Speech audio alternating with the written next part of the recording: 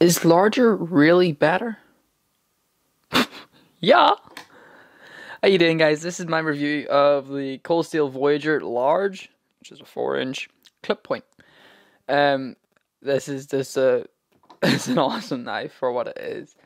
Yeah, it's a large knife. It's a 4-inch folding knife. It's a big knife. And the thing is, this isn't the biggest. You can get it even bigger. You can get it an extra large, which I think is like 5 inches, 4.5, 5 inches. It's a monster. But this is mine. This is the 4.5. This 4-inch ColdSteel Voyager. I've always been a wee bit lukewarm to ColdSteel as a company. I'm not a big fan of their marketing, I'll be honest. But I'm looking past it now. I'm trying to be a bit more open to how they send their blades out.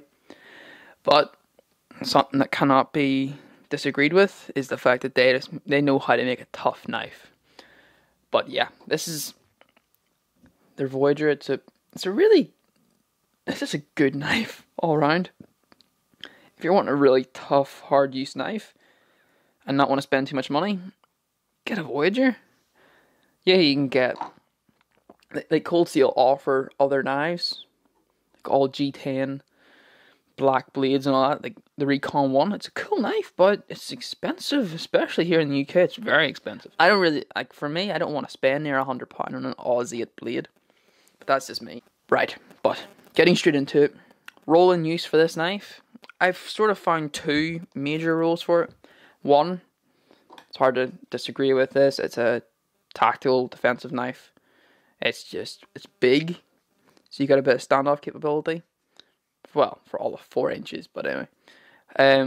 The shape of the handle locks it into your hand so well. And the weight, which is, if I just look over my notes, it's 4.7 ounces, with like under 5 ounces for a 4-inch folding knife. Not bad there, I think. But yeah, that could be an everyday carry tactical blade that you just have there for that dark and rainy night whenever something bad happens. Of course, know your laws. Don't do something, like, don't just take what I say as the law. Just know your own laws. It's important. But anyway, yeah, this could be a tactical blade. How about a survival knife? Now, don't start shouting. Don't start typing your comments. No, it can't be a survival knife. It's a folder. No, I know it's a folding knife. What I'm meaning is like a backup survival knife, like a knife that you could have in your pack as a just in case tool. You know, like if your primary fixed blade went down, you have a bit of something else just in case. Truthfully, right now, currently, now I don't know how things are going to change because of certain situations, but this actually rides in the front pouch of my EDC bag with this little Exotac fire steel, a little baggie with cotton wool and Vaseline balls. Pretty neat, huh? So there I've got a backup tool, just in case if something happens, and I got fire, right? I'm pretty sure I could keep myself warm and dry for the most part. Now in my bag I do actually keep a Mora Bushcraft Black in my EDC bag. I've done a review on this already. You should check it out. It's pretty cool wee knife, so it is. But I keep that in the bag just in case. This is because I don't keep fixed blades in the car because it's not my car. So this is in the bag just in case as well. Because it actually folds up and it's easy to store. So it is, like, it's a small wee package for a 4-inch blade. But anyway, get this stuff out of the way. But yeah, I honestly feel that this could be a survival knife, and you'll see footage in a bit of why I think that. Moving on, size and weight. As I said, you're getting a 4-inch blade. It's a nice and large blade, so it is. Oh, I just gotta say this. That's a nice finish. It's a very nice finish, the stone wash. But anyway, I'll get to that in a second. But yeah, 4-inch blade. Overall length of 9.25 inches. So from tip to butt, 9.25 inches. And you're talking As I said, 4.7 ounces. So it's light for the size of it. The size is large. That's easy to say. And it's just what you're getting in the package is just great. Steel and blade shape. We've got ourselves some Oz 8 or maybe even Oz 8A. I can't remember off the top of my head. But it's a big chunk of Oz 8 either way. Nice thick, well, fairly thick blade stock there. You can see the thumb studs. And they've given us a flat grind, which I think is a bit of a pro and con with, but it's better than a hollow grind for like a harder use knife, I'd say. The edge out of box, I'll just touch on now. This isn't it, I will be honest. The edge out of box was fine, but I actually chipped it out. Oh, focus, don't go freaking out on me. There we go. Right, I actually chipped it out pretty bad. It's like right here, there's a big chip. So I got my work sharp knife and tool sharpener out, and I just went to town on it and put a convex cutting edge on it. Now, personally, it didn't come convex, it came flat, like V-ground. But now I honestly feel that this would be a much more durable knife out in the woods, and with less of a chance of chips because it's a wee bit stronger on the edge. The blade shape, yeah, the clip point, it's very useful for utility. Very useful for defensive. It's just a great all-round blade shape. Personally, for me, I think it's a very aesthetic blade shape. It's actually got some throwback to the K-bar utility fighting knife from back in the Second World War with the Marines. With the US Marines. Need to be a bit more. Well, with the whole entire US force, I think, actually. But for me, it's always been a very aesthetic blade shape. I've always been drawn to that sort of shape a lot. And it's just hot to me, so it is. Right. Moving on to speed of deployment. Yeah, speed first. Right. Speed of the knife is a bit of a grey area. It's not super great. Like, it's not like a Benchmade. Here's my 940. It's not that fast. It's not like that. But you can get it out, but you need to use wrist to whip it out a bit. If you do it like that, you can get it out fast. And for the most part, it's actually pretty loose. I can jiggle it down a bit and close it. It's actually really quite smooth as well.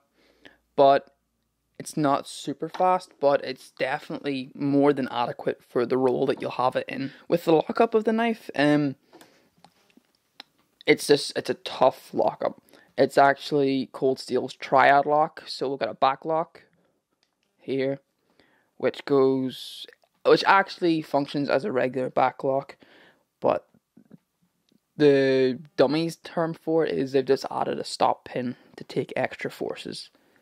I'm not going to go into discussing the triad lock that much, other than it's super tough.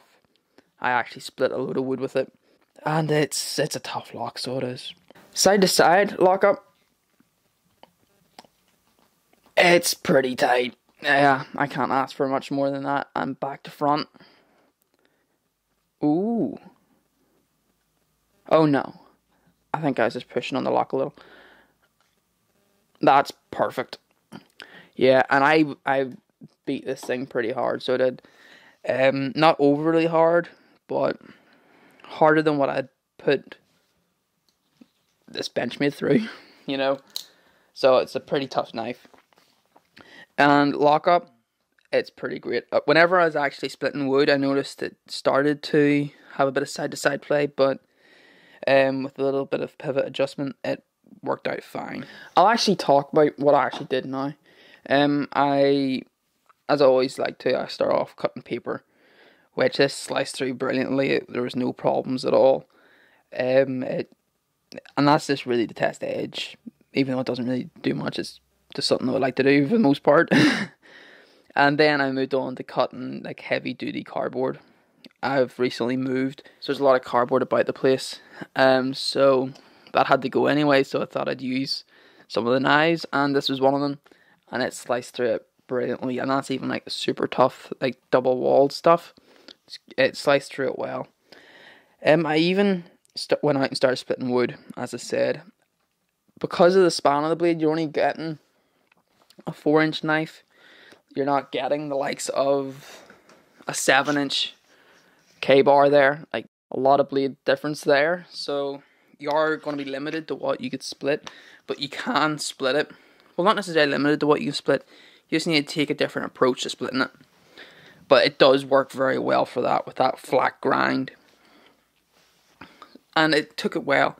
But I did notice that some shock did translate to the hand, which was a bit uncomfortable. Well, it was more noticeable than the likes of a fixed blade, say. The handle and the ergos of the knife, again, it's pretty sweet. The overall handle shape is just fantastic. It sort of like locks your hand in. My hands I've got small hands, so you can see that I'm missing this whole back pinky section, but I can lock in, and if I stab forward, my hand's not going to move forward on the blade because of this big finger troil type area, even though it's not really a finger troil. This bolster area sort of acts as like a lower guard, so that if you were to stab forward, your hand will not egress forward. But unlike, say, the K-bar, where it's got the guard out to both sides, you could actually have a bit more protection that way, but I don't feel like you'll need it. And let's be honest, if you are for using this in more of a tactical philosophy, how often are you going to actually use the knife? Let's be honest, hopefully never. But yeah, that's part of it. And if you've got larger hands, I'd say you'd be fine. Your pinky, I'll say, would rest in here, back like that. But it's just a really nice, comfortable knife. The handle itself is a Grivery, so it's like an injection molded plastic. It's really tough. I actually smacked the blade into a piece of wood, if it would focus, using the pommel area. It's not really a pommel, but you know what I mean. As a place to hit it into the wood. And if you look, like, there's hardly any sign of wear on that knife. It's just super tough. And the texturing, it's like a iron cross type texture. It's really sharp. It's funny, actually. This texturing and that material is actually far grippier than the G10 on my paramilitary 2. It's a lot more there's a lot more texture to it, and it's an awful lot more authoritative, I'll be honest. But yeah, as I said, it's a Grivery handle, and they actually have liners in here. If I just get my light, there you can see some liners, but don't worry, they're not steel, they're actually aluminium, so it's super light. But it's a shame in a way that they didn't machine them out.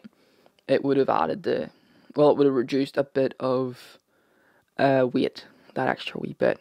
There you can actually see a lot of pocket lint and gunk. Yeah, I've carried it a lot. Actually, talking about carriage, I'll talk about the pocket clip first. The pocket clip, if I just close it, the pocket clip is actually pretty good. It's strong, it's blackened, so it's pretty low profile, and it'll carry like that for the most part. But you do get a bit of purchase to help withdraw the knife, which I find quite nice actually. But you see what I mean by it isn't super fast? That's just a result of the lock type though. I need to quickly say about the thumb studs with the ergos. Ambidextrous completely. No occlusions to get down to the thumb studs. And the way the thumb studs are actually executed is pretty great. So it is.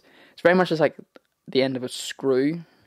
But yeah, the pocket clip, you might get some, well actually you will get some rubbing underneath here against your trouser pocket. So just be aware of that. I've seen people sand this. I've seen other modifications made to reduce that. So it works out okay. And they give you a lanyard hole. It's a little small, I think, for the size of the knife. I'd like to be a bit more of a larger lanyard hole. A bit like the paramilitary 2s. You know, there's quite a big size difference there. But it works fine. You can thread hollowed out 550 cord lanyards through it fine. So it does the job. Durability of this knife, I think it's going to last and last and last, providing you don't excessively abuse it. Like, it'll take some abuse, like, no doubt about that, it will take abuse, but if you excessively abuse it, that's whenever I'd say you might run into problems, but it just rocks. But for some competitive options, I don't think I've actually got a folding knife that would take the same amount of abuse as the ColdSteel Voyager. But for everyday sort of tactical carry or large EDC, I do have some. Obviously, as you've seen already, my paramilitary 2, it's a great everyday carry knife. Well, it's a very popular one anyway. There's a big size difference here. There you can see you're getting a lot more handle and a lot more blade. But you do get much higher quality blade steel with the paramilitary 2. Another one I think I should mention is the Microtech SOCOM Elite. This happens to be the Tanto variation with carbon fiber inlays. It's a super hot knife, so it is. This is very much a very high-end tactical knife, I will be honest. Very similar in size. If I can get that. Yeah, you're pretty much getting a 4-inch blade with the Microtech as well. So, very comparable, but S35 VN with the Microtech. And you're getting a lighter knife as well. But I don't know if it would be just as tough. As in, like, I wouldn't want to go splitting wood with this Microtech. But that is an option if you like the higher end knives. Another very good everyday knife would be the Manix 2. This is the lightweight variation with CTS BD1 stainless steel. I really like this knife. To be honest with you, if I was carrying it every day as a tactical knife, if laws allowed it, I'd carry the Manix 2 instead, because you're getting plenty of usability.